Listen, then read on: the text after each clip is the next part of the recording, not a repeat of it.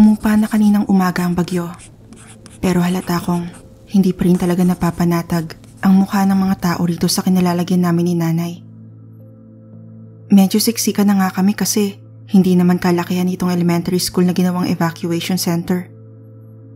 Nagtataka pa nga ako nung una kung bakit ito ang ginawang evacuation center gayong mas malawak naman ang public high school na pinapasukan ko. Gayunpaman, hindi naman talaga ang dami namin sa isang maliit na lugar ang problema ng mga taong nandito, kundi ang dalawang bangungot na alam naming kailangan naming harapin. Una, medyo mataas pa rin ang tubig, lalo na sa barangay namin na malapit lang sa ilog.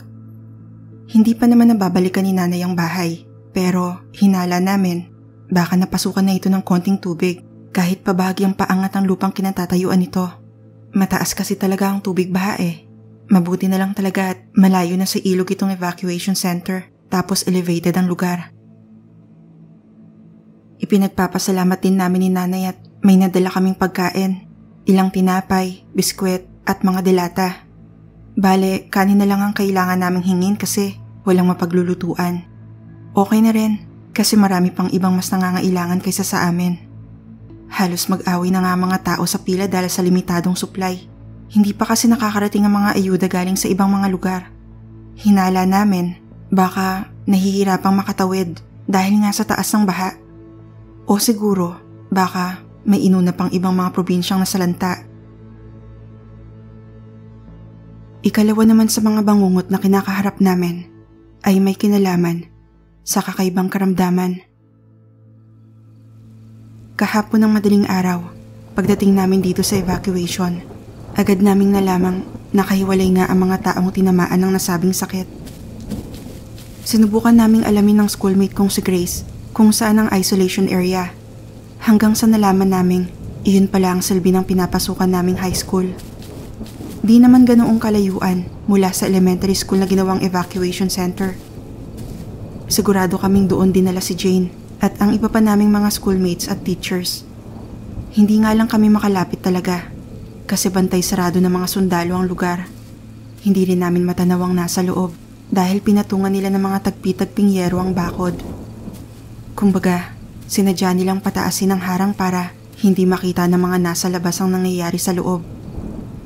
Nalaman naming iyon ang isolation area kasi may sinundan kaming pasyente na doon dinala. Kahapon ng tanghali, nakasilip kami noon sa may bungad ng evacuation center. Sa kalsada pa lang, kita naming sapilitang inihiwalay ng mga rescuer ang may sakit mula sa kanyang mga kasama. Naka-jacket ito pero sigurado kami ni Grace na apektado ang mga taong iyon ng misteryosong karamdaman. Kamot kasi ito ng kamot sa buo niyang katawan. Napakapula rin ang balat nito sa mukha at halatang wala siya sa sarili. Naglalaway, nanginginig, at nanlilisik ang mga mata. Medyo malakas pa noon ang ulan pero nakita namin ang lahat dahil sa ilaw na nagmumula sa evacuation. Naglakas loob kaming palihim na sundan ng mga rescuers at ilang mga sundalong kumuha sa pasyente. Hanggang sa natanaw nga namin kung saan ito dalhin.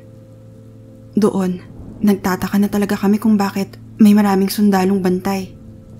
May mga medical workers naman. Pero bakit kailangan ng mga armadong tao sa isang isolation area? Lumipas ang araw, kahapon at kanina. Nasa halos 20 pasyente ang namataan namin ni Grace na kinuha ng mga sundalo. Hindi pa kasama ang mga hindi namin nakita. Kagaya na lang ng mga naikwento lang ng mga nakasama namin sa evacuation. Sabi nila, masyado na raw malala ang kalagayan ng mga nabakunahan. Maliban sa mga pisikal na pagbabago, nag-iiba na rin daw ang ugali ng mga ito. Naroroon pa rin ang halatang pagdurusa sa matinding sakit, pero kapansin-pansin na rin daw ang tila pagkabaliw ng mga pasyente. Hindi na kumikilala ng kamag-anak. Tapos nagwawala. Naisip ko tuloy, baka iyon ang dahilan kung bakit may mga sundalong bantay sa isolation area. Siguro, nagiging maras na talaga ang may karamdaman, kaya kailangan ng i-handle ng mga sundalo. Kaya nga di ko maiwasang mag-alala para sa best friend kong si Jane. Lalo pat di ko na siya ulit nakita matapos kong dumalaw sa kanilang bahay. Maski sina Aling Ising at Mang Delphine, wala na ring mapaglagyan ng pagkabahala. Tinatanong namin ng mga rescuers kung may update pa tungkol sa mga nasa isolation area. Pero wala naman silang maibigay na malinaw na sagot. Basta raw, maayos naman ang kalagayan ng mga iyon doon. Napapakalma naman daw at napapatulog gamit ang mga gamot. Nahihirapan nga lang kaming maniwala sa mga sinasabi nila kasi hindi naman namin ito personal na nakikita. Ibig kong sabihin, wala pang ni isang sibilyan ang nakapasok sa isolation area. Lahat kami nababahala at nalilito. Lahat. Pati na yung wala namang mga kamag-anak na tinamaan ng karamdaman. Iniisip kasi namin, paano kung kumalat ang nasabing sakit? Yung iba rin kasi sa evacuation na may mga kamag-anak na tinamaan ng sakit, may konting mga pantal-pantal na rin sa balat. Nakakatakot, lalo't wala pang gamot na ipinibigay sa amin ng gobyerno bilang proteksyon.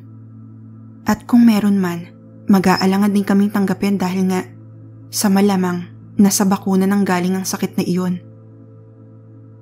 Kaya naman di ko masisi si nanay kung bakit naisip niyang lumipat na lang kami sa Visayas. May mga kamag-anak kasi kami roon. Deep inside, ayaw ko. Mapapalayo ako sa mga kaibigan ko eh. Pero, kung iyon ang paraan para makalayo kami sa kapahamakan, tatanggapin ko na lang. Isa pa, masakit mang isipin, pero halos lahat sa mga kaibigan ko tinamaan ng kakaibang karamdaman eh. Takot akong mahawa kahit pa nababahala ako para sa buhay nila. Hindi ko tuloy maiwasang mag-overthink ulit. Kung sakali mang lumaganap tong karamdaman na to, ano kayang mangyayari sa probinsya namin? Makakapag-aral at makakapagtapos pa kaya ako? Aminado naman akong tamad akong estudyante pero gusto ko rin namang matapos ang high school. Tsaka makapagtapos bilang flight attendant. Gusto kong malibot ang mundo. Gusto kong isama si nanay, syempre. Pero sa kalagayan namin ngayon, maaabot ko pa kaya ang pangarap ko? Sana nga nag-overthink lang ako, Sana nga, dala lang ng sikip ng evacuation center itong pinag-iisip ko. At sana, makatanggap na rin kami ng mga updates kung ano na ba talaga ang nangyayari sa isolation area. Sana